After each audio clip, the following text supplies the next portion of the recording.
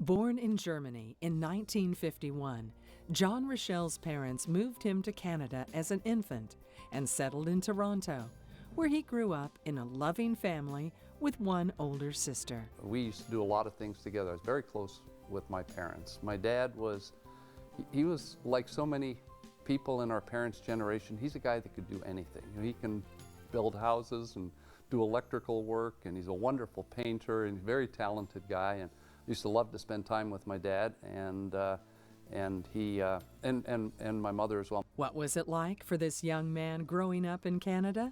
When I was a child, and I don't think I really liked it too much at the time, but we didn't have a television until I was 13, and that was probably a good thing because it got us out doing other things. Spent a lot of time outside.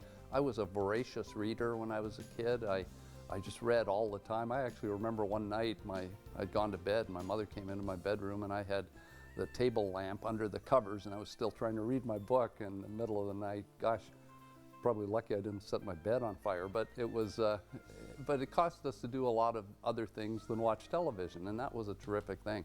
John credits his father as his earliest mentor, teaching him work ethic and values, and he credits others for teaching him along the way. Larry Nichols has been a great mentor for me. He and I have worked so closely together, and I'm proud to say that we don't only work together, we're great personal friends. We vacation together, and so that's been very rewarding.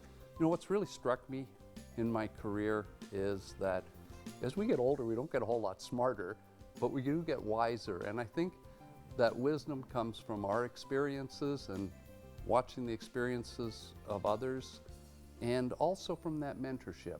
John went to York University, where he graduated with a degree in economics and holds a law degree from the University of Windsor. He met the love of his life when he was a young lawyer, when a friend asked if his cousin could join them for dinner.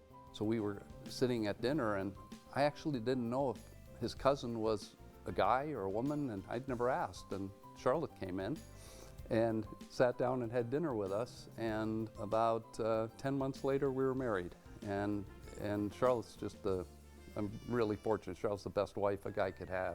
She's so supportive, and we have such a good relationship. We just have a lot of fun together.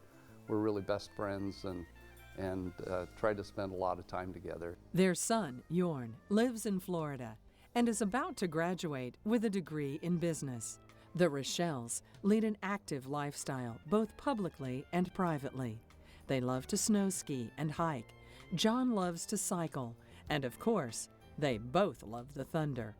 But what about the quiet side of John Richels? I like to paint once in a while, and I used to do quite a bit more of it. It's something that when I have more time, I will do more of. My dad is a very talented artist, and I don't have a fraction of the talent that he has. But I guess what did wear off is at least the desire to paint. When we first moved to Oklahoma City, we went to the Prix de West at the National Cowboy Museum with my dad, and we saw this beautiful painting, and we said, boy, wouldn't that have looked great in the end of our hallway? And he went back to Calgary and after visiting us and took a photograph and painted this wonderful painting. As the original artist is a very famous artist by the name of Ron Riddick.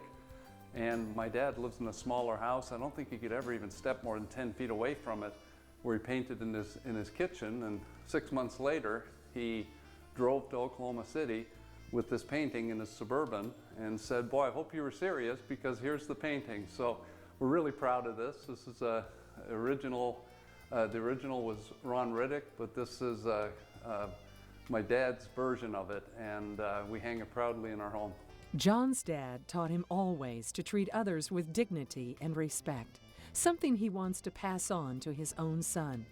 With his day-to-day walk of strong values, integrity, and genuine caring for others, with his co-workers, his charitable causes, his friends, and his family, it is no wonder that this quiet leader, this gentle, affable, thoughtful Renaissance man, is the beneficiary of the Oklahoma City University's Meinders School of Business President's Award.